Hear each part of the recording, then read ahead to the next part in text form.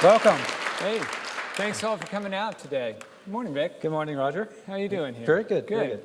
Well, Vic, why don't you tell the audience a little bit about yourself? Yeah. Well, you know, I started doing computer simulation a long time ago back in high school, and we were fortunate to have computers back then in our school. Actually, PCs, and I was so interested in science and these computers. They were new tools to me, and I got to go on and start playing with them and start using them to solve problems and actually do some of my homework assignments with them. And it was just the coolest things. And ever since then, I've always used a computer to help solve problems. And now at the lab, we have the most powerful computers in the world, and we're going to tell you a little bit about that too. Roger, why don't you tell us about what you're doing? Yeah, so like you, I started out using computers in high school, and I was programming then, and have continued on with that. Right now, I use computer modeling in my classroom, and also, along with Vic, we work with a summer program to train teachers about using computer models in their classroom. That's right. And Vic, at one point you said that you got started in part, not just because of computers at school, but because of science fiction and maybe some science movies? Yeah. It was scenes like this, you know. Oh, like Star Trek. You guys recognize Star Trek? They're always using the computer to solve some problem, right? They're going to some, either saving the world or going to some foreign or alien planet and trying to save that planet by the end of the episode. And often they use the computer to solve that problem. They're out there, and they have this great tool, this great powerful computer that they can talk to, and it talks back and gives them the solution. And that's always been kind of a motivation for me. It kind of, I always found it as a very inspirational and part of influencing my career. Wow, great. Okay. Thanks. So why don't we let you guys know a little bit about what we're going to cover today. So we're going to let you know what the purpose or how modeling and simulation is used, what it is, how it's used in the sciences, and then what they do with modeling and simulation at Livermore Lab, and finally how you guys can get started doing modeling and simulation either in your classroom for school projects or at home. So you can think about models look at the world, and they take actors, things that move in the world, they have the environment of the world, and then the interactions of those actors in the environment. And runs of these models are simulations. So we can take, for example, ants that go out and look for food. And maybe you have a problem at home with ants getting into your kitchen. You want to study it. You could look at that with a computer model or a computer simulation. The ant would be the actor, the kitchen would be the environment, and the interaction between the ants and your sugar bowl would be something you want to model so you can figure out how to keep them out of the food. So why don't we look at a model that does this? Let me get it real quick. Okay. So what you're seeing on the screen right now is a still shot from a model that shows ant behavior. And we have 3 piles of food, and these are the blue circles. And then the center purple circle is actually where the ants are starting, and that red dot indicates, or the red center is where the ants are going to emerge. It's their colony, right? Yeah, it is. And if I was maybe an entomologist and interested in studying ant behavior, or maybe I'm someone who's got an ant problem, they've invaded my house, I might want to know how to deal with this chemical trail. So we're going to see this model run here, and if we let it go, we see ants going out and foraging and leaving that chemical trail and then bringing the food back. So the blue dots represent the food, right? Yeah, the blue represents the food, and that kind of white and green glow represents their chemical trail that they've left behind. Now, we can control this, and we can change some of the parameters. So I could say, I want this chemical trail to really hang around, and I'm going to change some settings, and I'll let it run again. And this is a very long-lasting chemical trail, so the ants will gather their food very rapidly. They'll function as a good, solid team.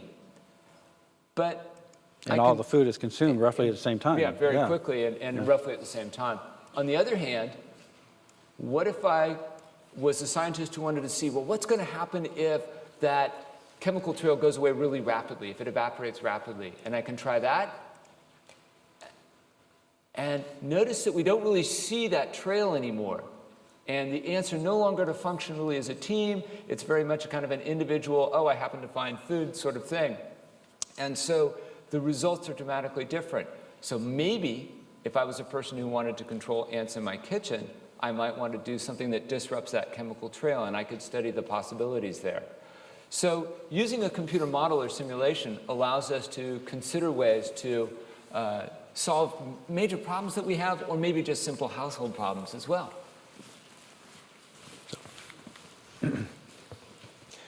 Here we see another example of a natural system. What you have is something like a snowflake, for example, that can grow out in the world there. And the red area is the material that can add on to it, and the green is the already formed snowflake. It could also be coral growing or other things. So over time, it gradually adds little bits of material. We'll see it, maybe, there we go, get larger. And this is a pretty random process. And if I was to try to do this with math, it would be a very challenging calculation for me to figure out. But a model can follow a few very simple rules and can create the pattern. So if I'm interested in studying something like this, if I'm going to try to do it mathematically, I'm stuck. But if I do it with a computer simulation, I've got a very powerful tool in my hands. And it creates a very good visual representation of it. So we see it grows and grows. Each time we run this model, though, we'll get a different pattern. Kind of like snowflakes are different like in the nature. snowflakes, exactly. Yeah. Or like coral, or any of the other things, natural systems that work this way. Right. So it's a really nice visual, a nice way to understand that system. So besides coral, what else? So we could talk, like we said, snowflakes, lightning bolts, okay. I don't know, other systems? That sounds like this type of growth is seen in a lot of things in nature. Crystals, when we make alloy metals, different things, both man-made and natural, have patterns like this. And so it's a very simple thing to model, but very difficult thing to do with a pen and paper to actually model this. Okay. So this brings us to how simulation fits into science. There are three traditional legs in science. The older two, the first one is the experimentation and observation. This is kind of one way that we started off learning about the world around us. And then we developed theories and natural laws of nature. And this was kind of the theoretical aspect of science.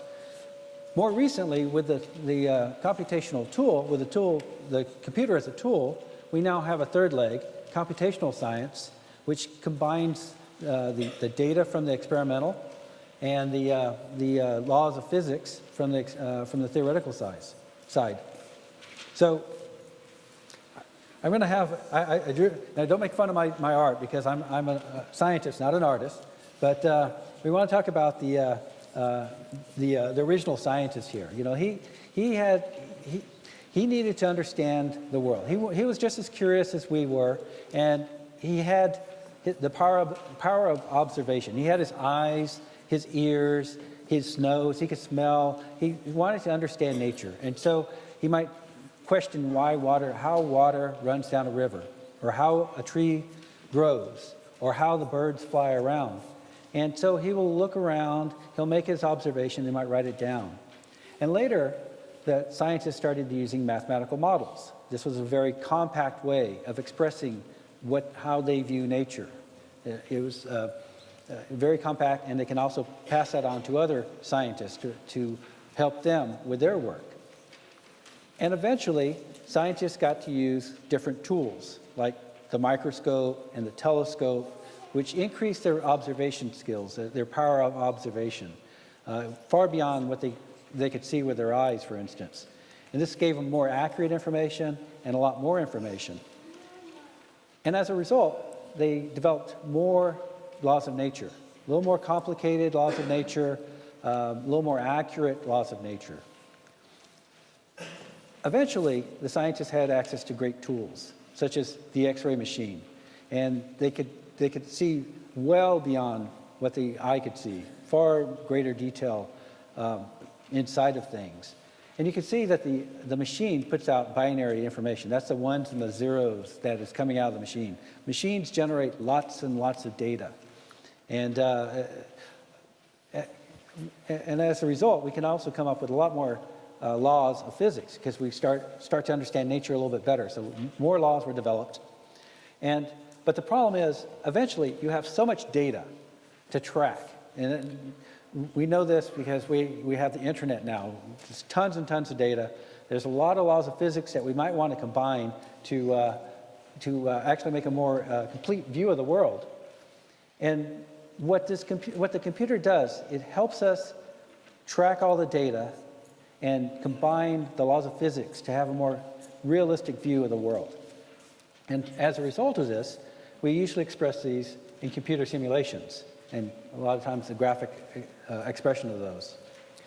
So to summarize what we're saying here then, computer modeling and simulations let you deal with a tremendous amount of data. They let you work with lots of rules or natural laws or equations all at once. And these two features combined with something that's been happening in computing over the last, well, since its origin, is the development of faster and cheaper computing. So if you think about your cell phone, and Vic, you got a smartphone with you? Yeah. You think about your smartphone here. So everybody knows. yeah, most of you guys know this, but if you go back to the original cell phones, like the one we see up behind me here, this was the 1970s, 80s model, thousands of dollars, and it did one thing. It could make a phone call. Okay? Much more expensive, much fewer functions, much less computational power.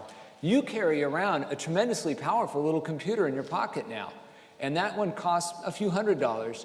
And it can do phone calls, it can take pictures, it can take videos, you can go online, you can play games, you can listen to your music, all for much less money than the original phone.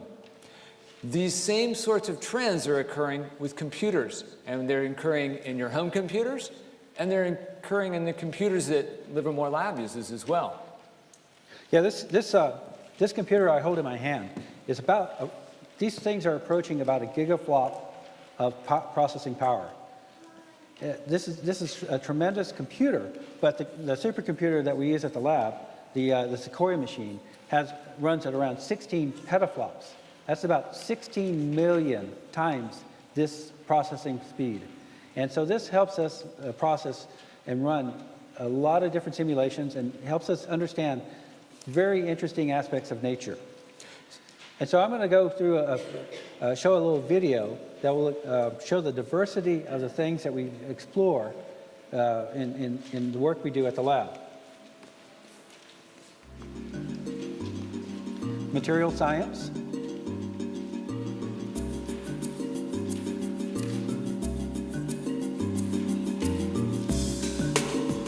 Air drag.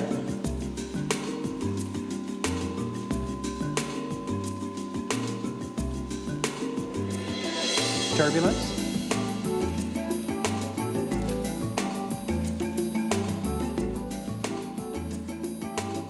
Plasma.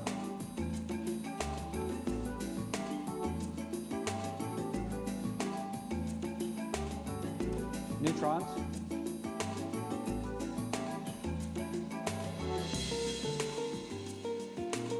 Earthquake dynamics.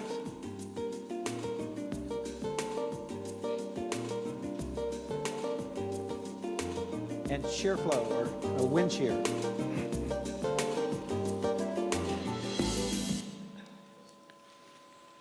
In fact, another thing that we're starting to work on is additive manufacturing, or sometimes called 3D printing. So are you guys familiar with 3D printing? Do you guys know? Yeah, okay, so you probably have a 3D printer somewhere in your school or something, right?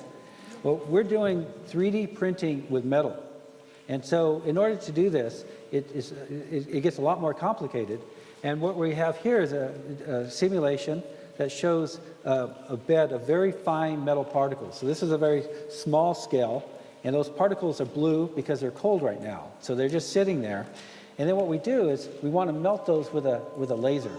And so as soon as we apply the laser, you see the metal heating up, melting, liquefying, cooling off, and solidifying. So that is like one dot, like one pixel for a 3D metal object that we might print. And something that we printed recently was an example of that is this rocket motor.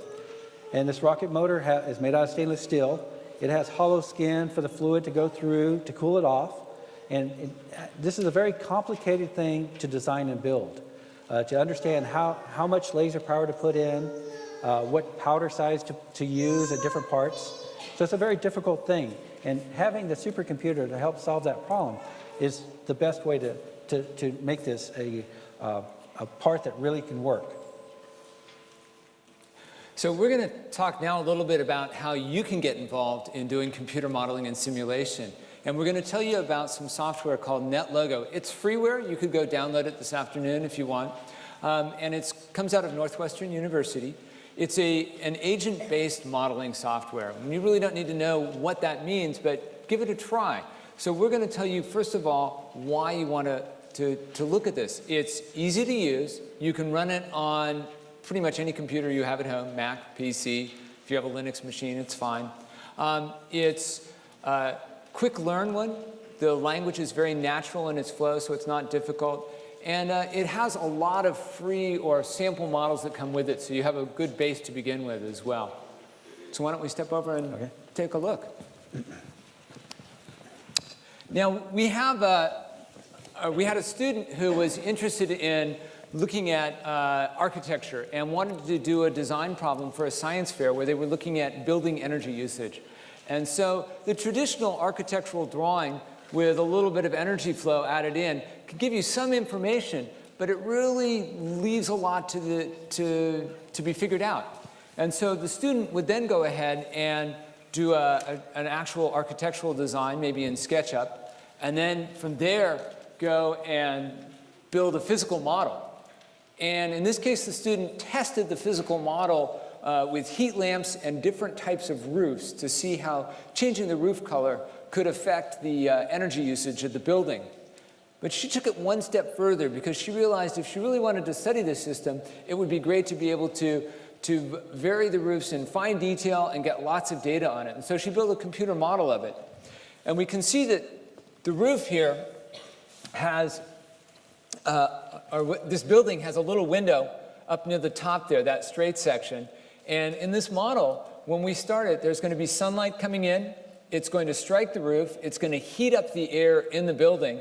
And then that heated air will rise out through the top window. So we can see the light coming in, striking the roof. The red dots represented the heated molecules of air inside the building.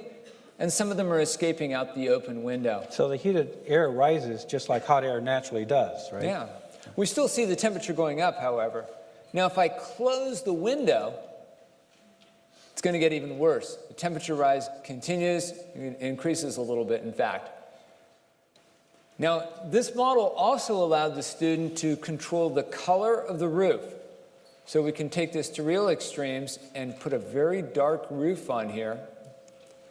And very little of the energy is being reflected back now. You don't see much in the way of sunlight bouncing off it, if you will. And you see a lot of red dots moving inside there, and the temperature is stabilizing So at the new hot temperature. This is like the roofs that we see driving around, right? Very dark. There we go. And now it begins to climb again. So we can go to the other extreme then. And we'll lighten the roof. And you notice as you slide along here that you have a total control over the variation of roof colors. So the student is able to study a tremendous variety of possible scenarios. And already we see temperature dropping. And if we open the window, we see a further rapid drop in temperature. So this became a very powerful tool for her, and it was an important part of her presentation when she got to do a poster presentation with it. So you might want to be thinking about how you could employ something like this in a science project or a science fair that you're involved in.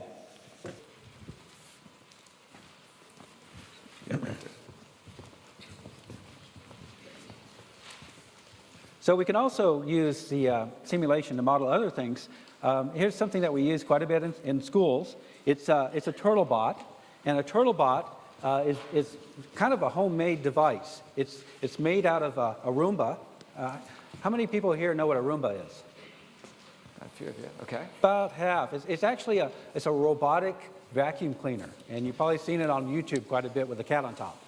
But we hack into that, And, oh, we have a special guest right here. This is a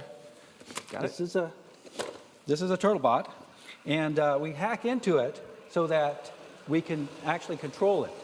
And so we put a Microsoft Kinect on there so it has eyes, and a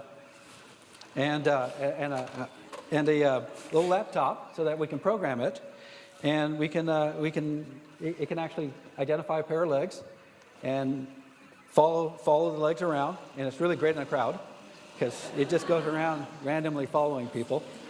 And so this is an important thing with STEM education, but we want to understand a little bit more about how the robot works. So what we want to do, or what we have done, is build some computer simulations to help students understand robotics and actually help students actually program this particular robot in example.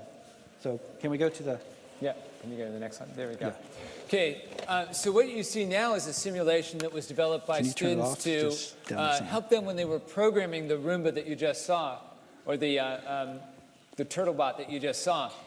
So this particular simulation, on the one up on the big screen here, you can see the green turtle represents the TurtleBot, and there's a red target that it's looking for. Now, the cone in front of it, the slightly lighter cone, is the cone of vision provided by the Kinect. And it's going to interact with its environment and provide information to the computer, which then directs the Roomba and it moves across the room. So the students that were dealing with this used the simulation first, then wrote their code for the TurtleBot that they then used in a robotics competition. So we've got their software up, and we'll let it run. And you can see the TurtleBot looking around, and it finds a barrier, and it works its way around the barrier. It's a little slow at first, and it sees that there's something there. And it knows where the target is, so it's always trying to return to find the target. And there it goes. It makes it back. So it becomes a very powerful tool for not just then a science fair or science project, but also an engineering or a robotics project. Okay? And this could have very practical applications. One of the students wants to have this and have it for her grandmother. And so it would go on and just look around, find grandma, say hi, maybe send a message to her from her granddaughter, and then go back and hang out somewhere else for a while. So there's a lot of fun things that we could do, and some things are very practical that we can do with robotics. Robotics are a very important part of our future. And understanding robotics, along with computer simulation, is very important too. Okay, so I think we have a student example now. Yes. You want to advance that one? Yeah, I did. This is on you. Oh. So let's introduce Luke. Okay, so this is Luke Alissery. He's a student at San Ramon Valley High School. And Luke, what year are you now? I'm in 9th grade. 9th grade, and you're taking what science class? Accelerated bio.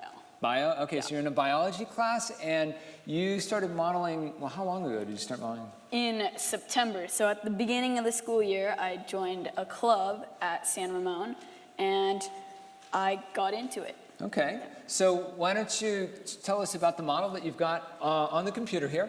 Okay.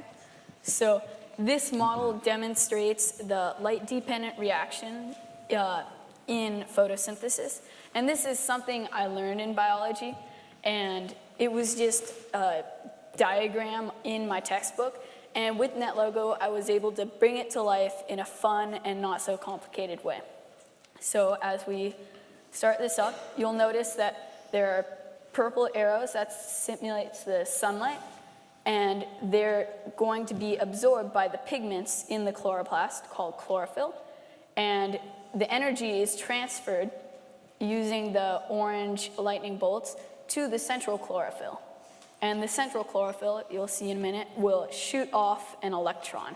And this electron will go on a roller coaster ride, and along the way it'll release energy to pump a hydrogen ion, which are the gray orbs, into the thylakoid jail. So you'll see that in a second. Looks like it's about to happen. Okay, so there's one. And it actually, so basically this model is alive, and it brings something that was dead in a textbook to life. And then in the next stage, it'll shoot off another electron, and that will get stored in a molecule that the cell can actually use. So you can see one right there, and it'll get stored for the cell use. And then later in the process, the hydrogen in the gel will always want to get out. So in order to do that, on the rightmost of the model, there is a component that the hydrogen will do work for, and it'll transfer the energy to another molecule that the cell can use called ATP.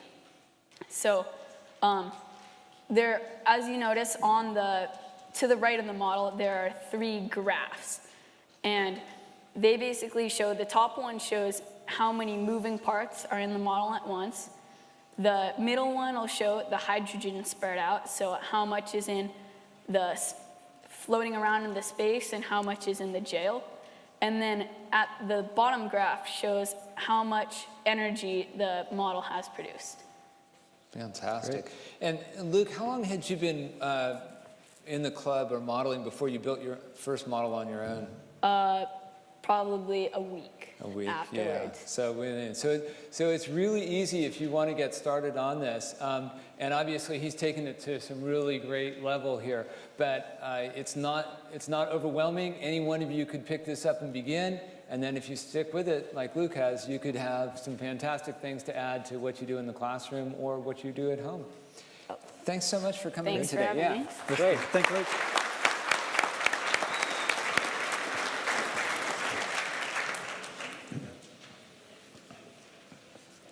So now we're going to summarize what we've talked about, what you've learned about modeling and simulation, how it's used to create artificial environments so that we can explore, experiment, and explain the world around us. We learned that computers are really good for crunching a lot of data and for managing or tracking a lot of rules or laws of nature. And they're becoming faster and cheaper. And actually, there's a theory called Moore's Law, and this has got a gentleman, a scientist, a computer scientist back in the 50s.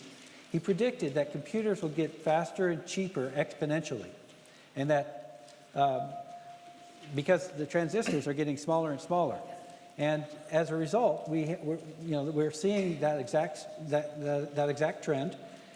We haven't seen an end to that yet, and we anticipate that computers are going to constantly get faster and cheaper. And that's one of the important points here, is that the computer is very important today, but it's going to be even more important in the future. And so knowing about how to use the computer to solve problems will be a very important part of your career. And you don't have to be a scientist to use a computer for or computer simulation. Economists, social scientists, well, different types of scientists, data folks, a lot of different careers. Management are starting to use computer simulation to do their job. We also see that the Lawrence Livermore Lab computer scientists use the most powerful computer in the world to solve their problems. And that you can start with a simple tool called NetLogo, and also with using your imagination. And I think reemphasizing what Luke is saying, simulations can be easy and fun.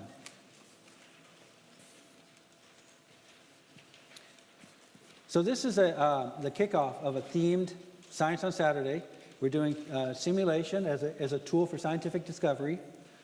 In the next couple of talks, the next 3 talks, we're going to talk about high energy density physics, how stars form how stars work, how the sun works, and how we can do fusion here on Earth in the laboratory.